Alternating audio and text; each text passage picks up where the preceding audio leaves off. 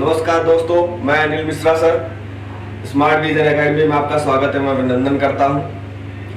जैसा कि हम लोगों ने व्याकरण के बारे में अध्ययन किया, आज हम आपके सामने महत्वपूर्ण प्रश्नों की श्रृंखला लेकर के आए हैं। ये प्रश्न किसी न किसी एग्जाम में, वनडे एग्जाम में पूछे गए प्रश्न हैं। जैसे आपका UPSI, UP triple SC, PCS, video इत्यादि, आरओ इत्यादि एग्जामों में कहीं ना कहीं प्रश्न पूछे गए प्रश्न हैं और हर बार ये प्रश्न पूछे जाते हैं। ऐसी प्रश्नों की श्रृंखला हम आपके सामने लेकर के आए हैं और हमारे साथ साथ आप प्रश्न देखिए और हमारे साथ साथ आप कमेंट में अपना उत्तर भी हमें देते रहिएगा। जो प्रश्न और इसके साथ प्रश्नों को देखेंगे और उस हर प्रश्न को हम डिस्क्राइब करते हुए, व्याख्यायित करते हुए आपके साथ चलेंगे। तो हम लोग प्रश्नों के क्रम में आगे बढ़ते हैं।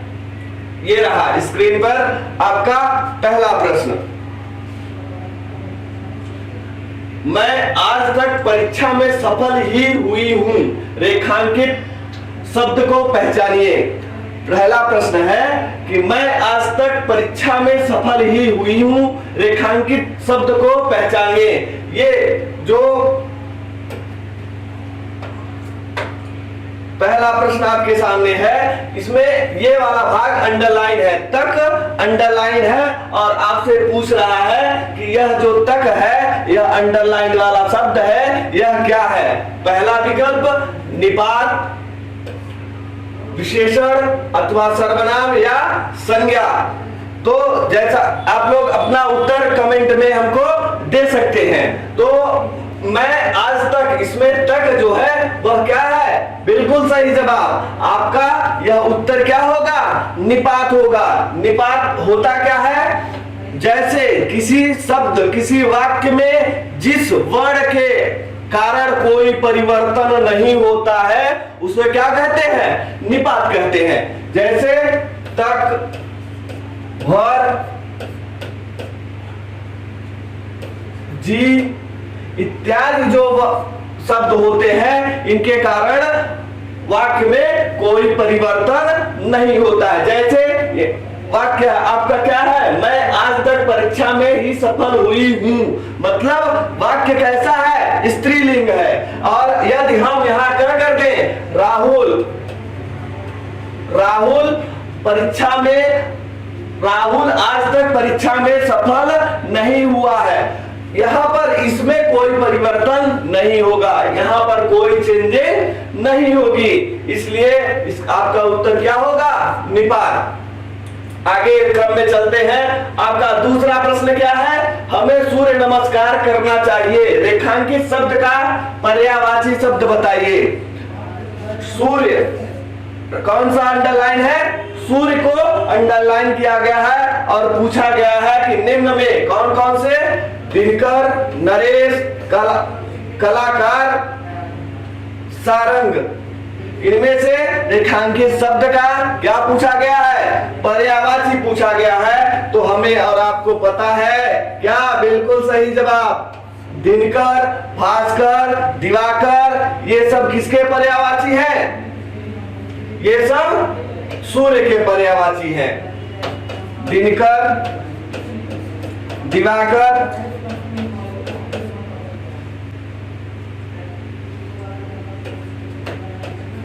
भास्कर,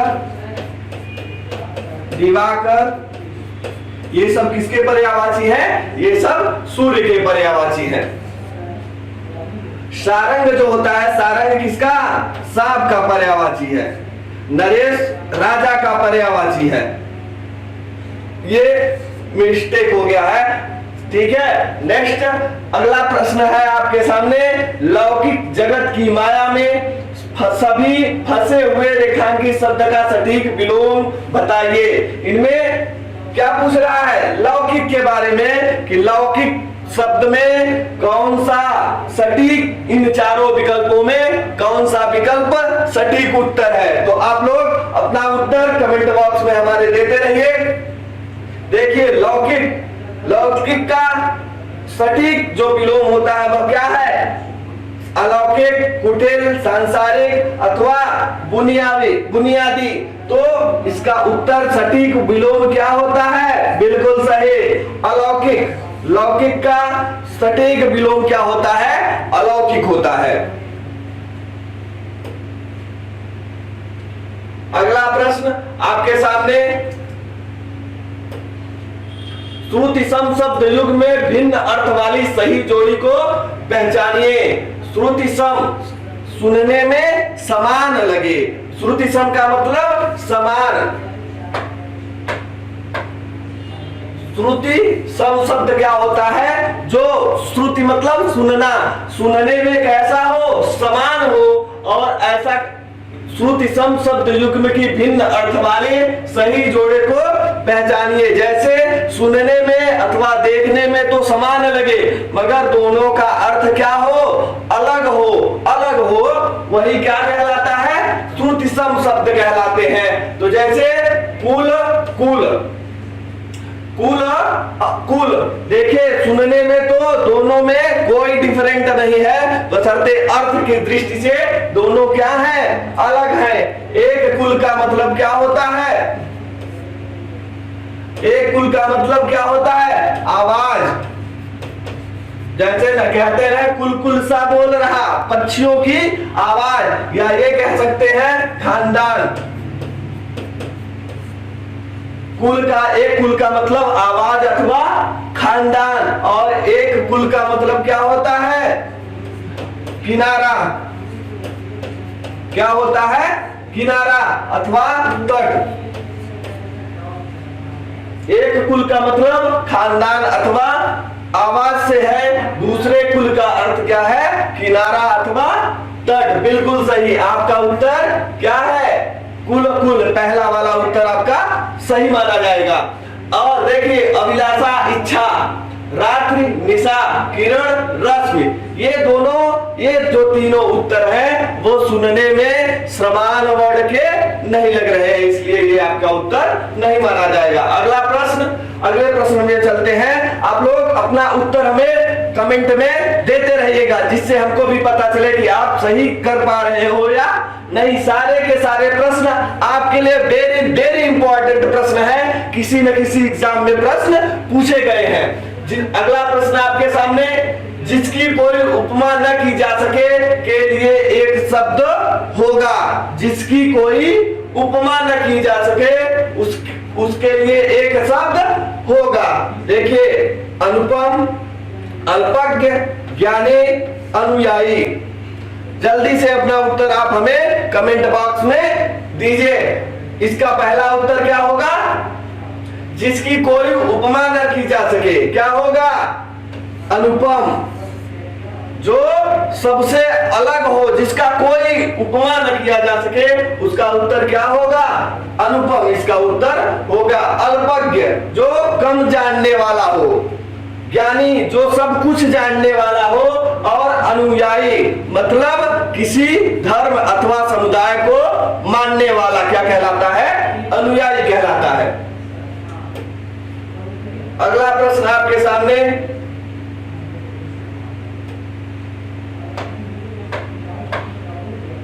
श्रुति सम भिन्नार्थक शब्द के जोड़े पहचानिए।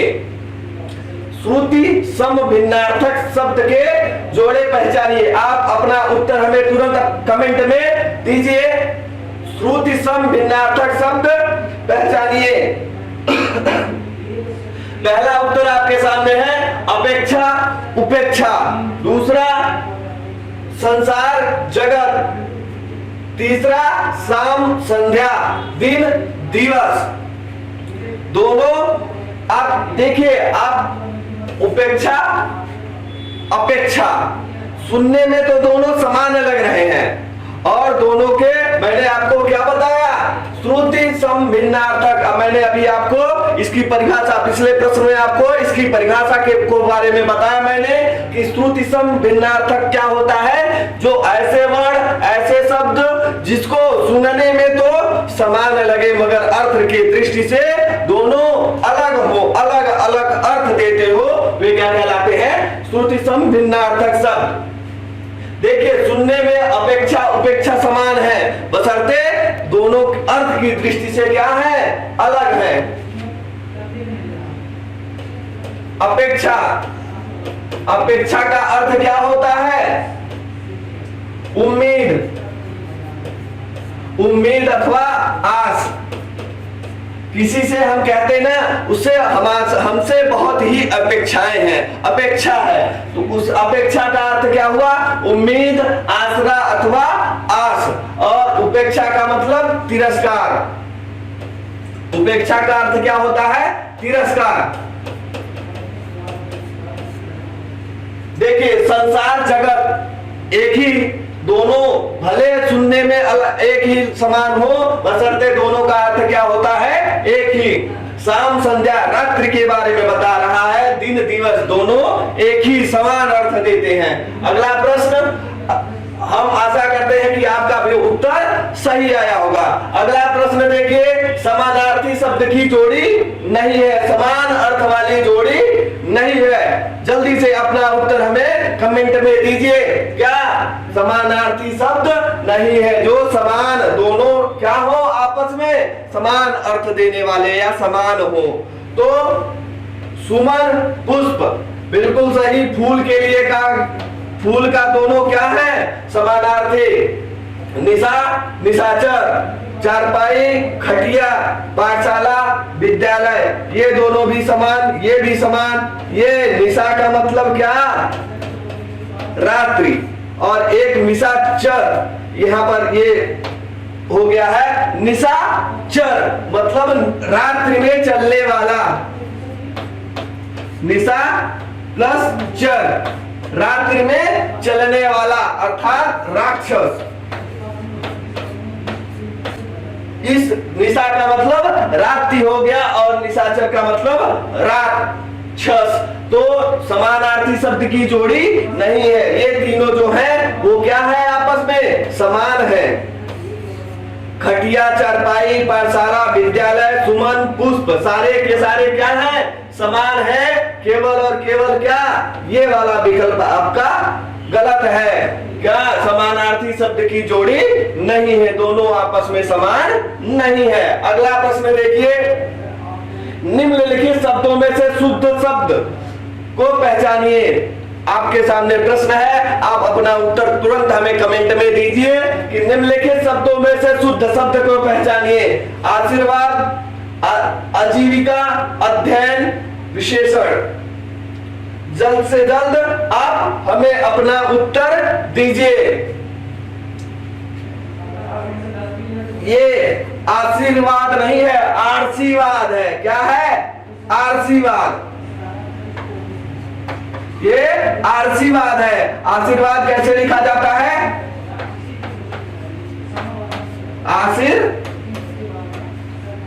आशीर्वाद ऐसे लिखा जाता है। अगला आजीविका, शुद्ध क्या है, यही वाला आपका उत्तर शुद्ध है। आजीविका ऐसे लिखी जाती है। अगला प्रश्न आपके सामने है, जल्दी से आप अपना उत्तर कमेंट बॉक्स में हमको दीजिए। हिंदी में शब्दों के बाद जोड़ने वाले शब्दांशों को क्या कहा जाता है, हिंदी में शब्दों के बाद जोड़ने वाले शब्दांश को क्या कहा जाता है। देखिए, एक होता है हिंदी में शब्दों के शब्दांशों को क्या कहा जाता है बाद में, पहले क्या जुड़ता है, पहले जुड़ने वाले को क्या कहा जाता है। दोस्तों जल्दी से अपना उत्तर दीजिए। पहले, किसी शब्द के पहले जुड़ने वाले को क्या कहते हैं, उपसर्ग, और बाद में जुड़ने वाले को क्या कहा जाता है, परसर्ग, परसर्ग अथवा प्रत्यय। परसर्ग अथवा प्रत्यय। तो इसमें पूछ रहा है कि ऐसा हिंदी में शब्दों के बाद लास्ट में, किसी शब्द के लास्ट में जोड़े जाने वाले शब्दों को क्या कहते हैं। तो हमारा उत्तर बी वाला सही है। क्या, परसर्ग। क्या सही है, परसर्ग। बिल्कुल सही जवाब आप लोगों ने दिया है। इसका उत्तर क्या होगा, परसर्ग होगा। अगला प्रश्न आपके सामने है, स्त्रीलिंग पुल्लिंग का कौन सा जोड़ा सही नहीं है। स्त्रीलिंग पुल्लिंग का कौन सा जोड़ा सही नहीं है? तो आप लोग जल्दी से इसमें कमेंट कीजिए और अपना उत्तर हमको दीजिए। बहुत आसान सा सवाल है और कई दफा एग्जाम में प्रश्न पूछा गया है। तो देव देवी ये क्या है? स्त्रीलिंग पुल्लिंग दोनों है। मामा मामी बिल्कुल सही। कांत कांते, गधा गधे, ठीक है। ये वाला जो कांत और कांति है ये सही नहीं है, यह स्त्री और पुल्लिंग, स्त्रीलिंग और पुल्लिंग दोनों का कॉम्बिनेशन नहीं है। अगला प्रश्न आपके सामने, जल्दी से आप अपना उत्तर दीजिए हमको। निम्नलिखित शब्दों में कौन सा शब्द सदैव बहुवचन में प्रयुक्त होता है? जल्दी से अपना विकल्प, 4 विकल्प आपके सामने हैं। लड़का, प्राण, घोड़े, चिड़िया। इनमें से जल्दी से कमेंट में अपना आप उत्तर हमको दीजिए। निम्नलिखित शब्दों में से कौन सा शब्द सदैव बहुवचन में प्रयुक्त होता है? लड़का हो नहीं सकता, क्योंकि क्या लड़का का बहुवचन क्या होता है? लड़के। प्राण छोड़ देते हैं। अगला घोड़े। आप प्रश्नों को उत्तर देते समय जो आपको समझ में ना आ रहा हो उसको पहले छोड़ देना चाहिए। जो जो उत्तर में आपको पता हो, कंफर्म हो, क्लियर हो, उसको सबसे पहले हम डिफाइन कर लेते हैं। घोड़ी, घोड़ी का हमको पता है क्या? घोड़ियां।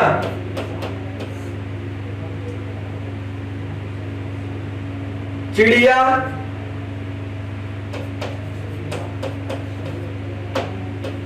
चिड़िया। अब आपके विकल्प में कैसरा कौन सा नंबर? दूसरा नंबर बचता है क्या? प्राण सदैव बहुवचन में प्रयुक्त होते हैं। क्या प्राणों को कहीं सुना है? ढेर सारे प्राण सुना है? बिल्कुल नहीं। ये क्या प्राण आपका सदैव बहुवचन में प्रयुक्त होता है। प्राण हो गया और क्या हमारे हेयर, बाल, ये भी क्या सदैव बहुवचन होता है। तो बिल्कुल सही जवाब आप लोगों ने का उत्तर सही जा रहा है। जिनके शब्दों में से कौन सा सदैव बहुवचन में प्रयुक्त होता है? तो प्राण हमारा ऐसा शब्द है जो सदैव बहुवचन में प्रयुक्त होता है। अगला प्रश्न आपके स्क्रीन के सामने है कि हमें यथाशक्ति दान करना चाहिए। रेखांकित शब्द में समास को पहचानिए। रेखा यथाशक्ति सॉरी यथाशक्ति में समास पूछा रहा है। बहुत ही आसान सा सवाल है। आप जल्दी से कमेंट में अपना उत्तर दीजिए कि हमें यथाशक्ति दान करना चाहिए में यथाशक्ति में कौन सा समास है? अव्ययी भाव, द्विगु समास, द्विगु समास, तत्पुरुष समास, बहुव्रीहि समास। इन चारों में से कौन सा उत्तर सही है? तो जैसा कि दोस्तों हमने बताया है आपको कि क्या पहला पद क्या हो? अव्यय हो अथवा उपसर्ग हो, वो क्या कहलाते हैं? अव्ययी भाव समास कहलाते हैं। और आप जैसा कि देख रहे हैं यथा शक्ति, यथा क्या है? उपसर्ग है अथवा अव्यय है। उसको तो हमारा पहला विकल्प क्या हो जाएगा? अव्ययी भाव समास। द्विगु समास में क्या होता है? पहला प्रश्न, पहला जो भाग होता है पूर्व प्रधान होता है। पूर्व में क्या हो? संख्यावाची द्विगु, मतलब जिसमें पहला क्या हो? संख्यावाची शब्द हो, वहां पर क्या होता है? द्विगु समास होता है। तत्पुरुष जहां पर कारक और विभक्तियों का प्रयोग होता है वो कौन सा समास होता है? तत्पुरुष समास होता है। और बहुव्रीहि में क्या होता है? जहां पर तीसरे की व्याख्या करें, तीसरे दोनों पद क्या हो? गौड़ हो जाते हैं और तीसरे पद की प्रधानता हो जाती है, वहां कौन सा समास होता है? बहुव्रीहि समास होता है। बिल्कुल सही जवाब आप लोगों का, सही कर रहे हैं आप लोग। ऐसे ही आगे कंटिन्यू बढ़ते रहिए। अगला प्रश्न स्क्रीन पे आपके सामने है। वाह वाह कितना सुंदर दृश्य है। रेखांकित शब्द कौन सा अव्यय है? वाह वाह कितना सुंदर दृश्य है, रेखांकित शब्द में कौन सा अव्यय है? हर्षबोधक, शोकबोधक अव्यय, शोक बोधक अव्यय, संबोधित अव्यय, तिरस्कार बोधक अव्यय। जल्दी से आप चारों विकल्पों में से आप अपना उत्तर हमें कमेंट बॉक्स में दे दीजिए जल्दी से। बिल्कुल सही दे रहे हैं आप, ज्यादातर सभी लोग उत्तर सही दे रहे हैं। वाह वाह, कितना सुंदर दृश्य है। मैं वाह वाह, जैसा कि मैंने आपको अपने वीडियो में बताया था कि क्या ये सब सारे क्या है, विस्मयादि बोधक, विस्मयादि बोधक अव्यय, विस्मयादि बोधक अव्यय।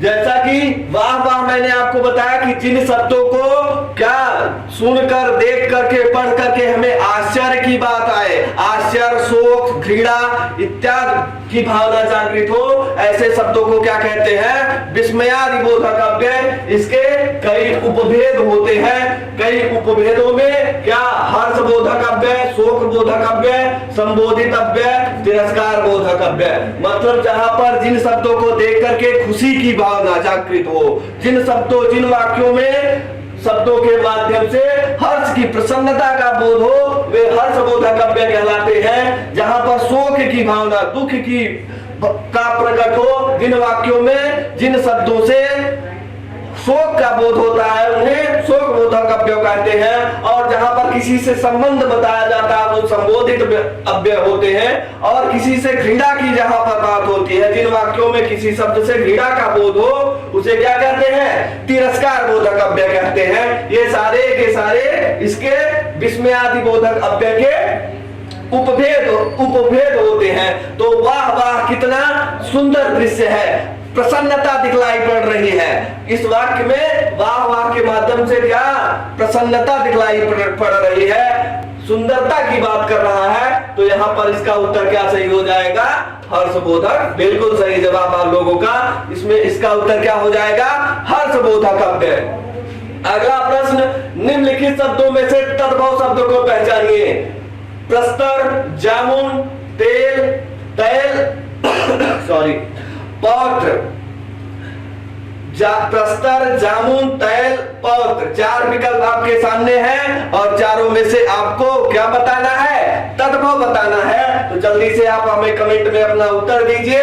निम्नलिखित शब्दों में तद्भव शब्द कौन सा है।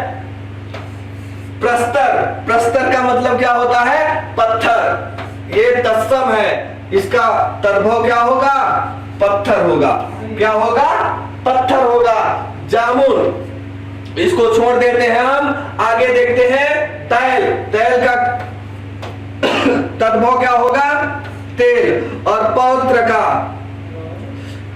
का तद्भव क्या होगा, नाती। अब बचा क्या, जामुन। जामुन हमारा क्या है, तद्भव है। इसका तत्सम क्या होता है, जाम्बुल।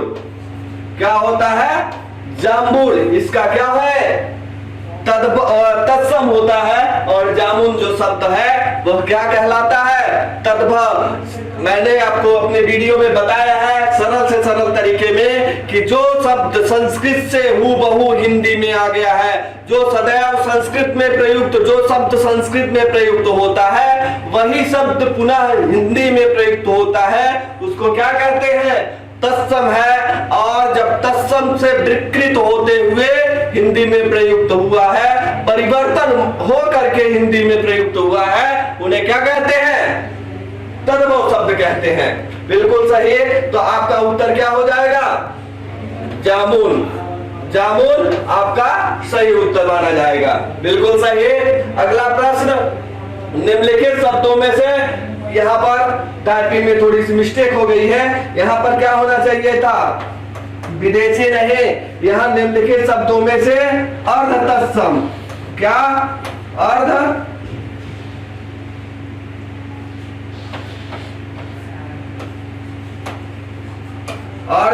तत्सम, अर्ध तत्सम शब्द है। प्रश्न क्या है, निम्नलिखित शब्दों में से अर्ध तत्सम शब्द है। दैव, पंख, अक्षर, बच्चा। ये वाला जो अर्ध तत्सम का मतलब जो थोड़ा सा परिवर्तन, मतलब संस्कृत के वे शब्द जिनमें थोड़ा सा परिवर्तन होकर के वो हिंदी ने अपना लिया है, उन्हें अर्ध तत्सम कहा जाता है। किसको?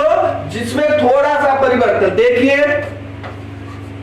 ये अक्षर होता है, अक्षर क्या है? तत्सम होता है, और इसमें थोड़ा सा परिवर्तन होकर के क्या, छ को च और आधा च और छ के द्वारा थोड़ा सा परिवर्तन करके क्या हो गया है? अक्षर हो गया है। इस ऐसे वर्णों को क्या कहा जाता है?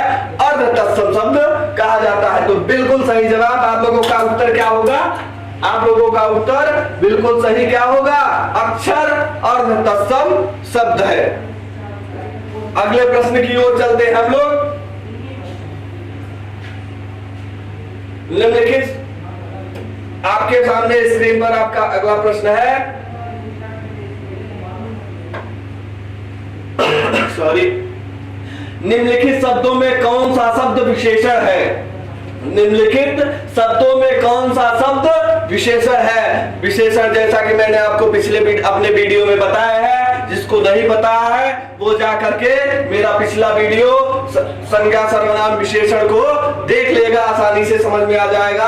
विशेषण किसे कहते हैं? संज्ञा अथवा सर्वनाम की विशेषता बताने वाले शब्दों को विशेषण कहा जाता है। तो जहां पर संज्ञा अथवा सर्वनाम की विशेषता बताए ऐसे शब्दों को क्या कहा जाता है? विशेषण कहा जाता है। चार उत्तर आपके सामने हैं। शासन, अनुशासन, अनुशंसा, अनुशासित। देखिए चारों विकल्प, जल्दी से आप हमें कमेंट में अपना उत्तर दीजिए। क्या कौन सा उत्तर सही होगा? शासन क्या है? शासन क्या है? एक प्रकार की क्या है? संज्ञा है। अनुशासन यह भी एक प्रकार का क्या भाव है? संज्ञा है। अनुशंसा भी अनुशासित व्यक्ति, वह बच्चा अथवा राम एक अनुशासित लड़का है। देखिए राम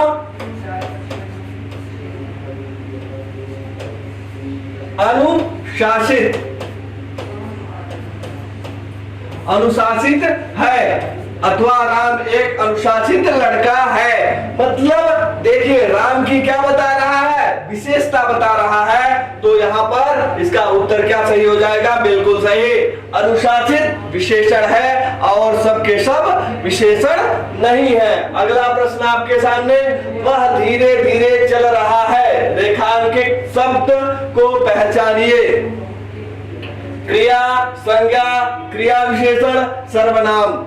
आपके सामने विकल्प में चार उत्तर हैं। जल्दी से आप अपना उत्तर हमें कमेंट बॉक्स में दीजिए। बहुत ही अच्छा प्रश्न है और बहुत ही सरल प्रश्न है। कई बार एग्जाम में यह प्रश्न पूछा गया, लोक सेवा आयोग के एग्जाम में ये कई बार एग्जाम में पूछा गया प्रश्न है। वह धीरे धीरे चल रहा है, धीरे धीरे में क्या है? रेखांकित शब्द धीरे धीरे में क्या है? क्रिया, संज्ञा, क्रिया विशेषण, सर्वनाम। तो आप जल्दी से अपना उत्तर दीजिए। बिल्कुल सही क्या होगा इसका उत्तर? क्रिया विशेषण। मतलब जहां पर क्या क्रिया की विशेषता बताने वाले शब्दों को क्या कहा जाता है? बिल्कुल सही, क्रिया विशेषण कहा जाता है। और यहाँ पर धीरे धीरे क्या? चलना। चलना क्या है? क्रिया है। चलना क्या है? क्रिया है। और जो क्रिया की विशेषता बताए, जो क्रिया की विशेषता बताए वो क्या कहलाता है? क्रिया विशेषण कहलाता है। क्या कहलाता है?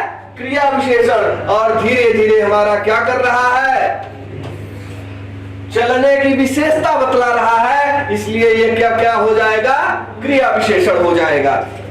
बिल्कुल सही। अगला प्रश्न आपके सामने है, रात भर जागना स्वास्थ्य के लिए अच्छा नहीं है, रेखांकित शब्द पहचानिए। संबंध सूचक, विशेषण, भाववाचक संज्ञा, समुच्चय बोधक।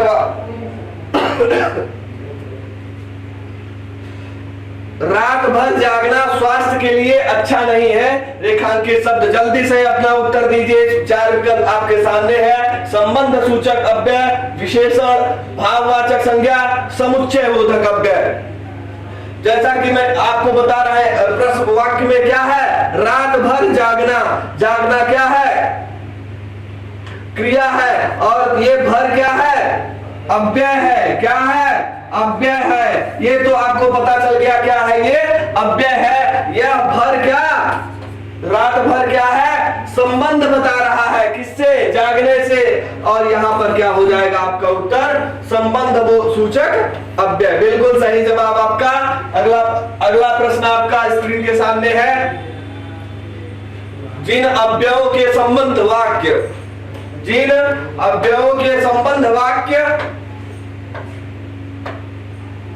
जिन अव्ययों के संबंध वाक्य से नहीं वक्ता के हर्ष, शोक आदि भाव का बोध होता है, वे होते हैं जिनसे, जैसा कि मैंने आपको पिछले प्रश्न में बताया कि क्या, जिससे शोक, हर्ष और इत्यादि की भावना जागृत होती है, दुख प्रकट होता है, उनको क्या कहा जाता है, विस्मयादि बोधक अव्यय। क्या कहा जाता है, विस्मयादि बोधक अव्यय।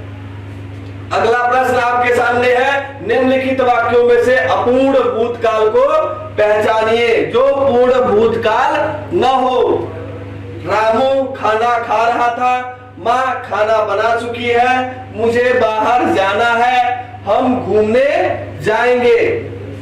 हम घूमने जाएंगे क्या हो गया, जैसे प्रश्न में पता चल रहा है, यह क्या है, भविष्य काल का प्रश्न है।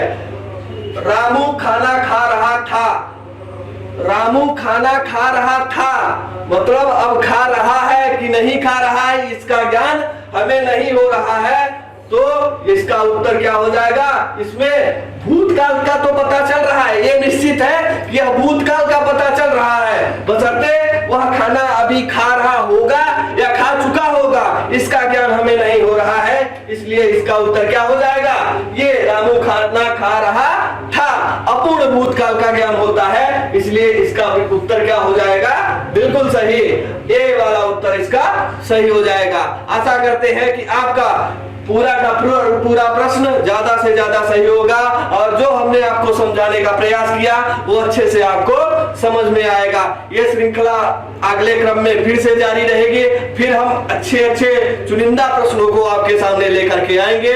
तब तक के लिए नमस्कार, धन्यवाद।